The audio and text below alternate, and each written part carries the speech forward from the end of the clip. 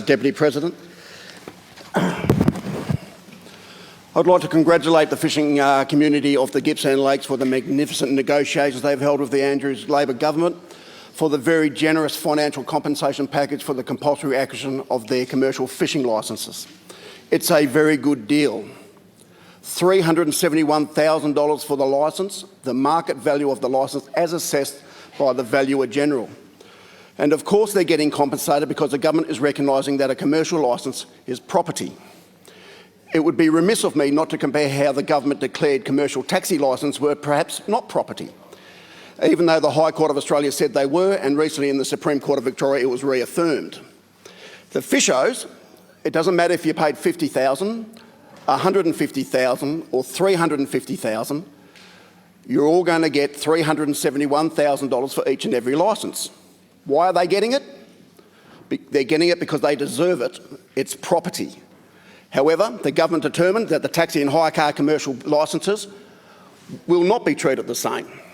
Fishos will receive a further allowance of $60,000 for redundant fishing vessels. They get to keep their tinnies.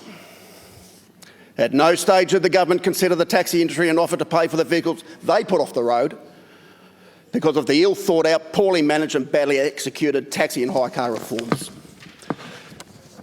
More, there's also compensation for the loss of income based on the 3 times the annual catch value calculated over a 3-year golden harvest period.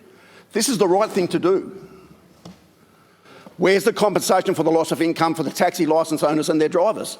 Impacted then and continues today. Perhaps the Andrews government should go back to the Valuer General and look at the income for, say, the 3 years prior to the illegal entry of Uber and compensate those who are so badly affected. Those reforms and the explosion of illegal rideshare more than halved the rates of income to below the living wage. I say congratulations to the regulator who has failed us commercial passenger vehicle industry. I'm constantly asked, why was this allowed to happen? When did the Labor government decide to treat thousands of people in the taxi and hire car industries and their families differently to other Victorians? How do we justify this? This bill is an insult and a kick in the guts to an industry that is crippled with debt and it's on its knees. What is known as the commercial passenger vehicle industry is a joke. More than 100,000 drivers, over 70,000 cars, up from 8,000 only 2 years ago. Drivers fighting in the streets over jobs. An alarming increase of young women being harassed in the streets, some assaulted by unscrupulous people masquerading as legitimate rideshare drivers. This legislation has created an environment that provides opportunity for those predators to act this way. I say to all of you, we all have a responsibility here, including me. I have failed because I haven't been able to convince this government that this system is not safe and must be addressed.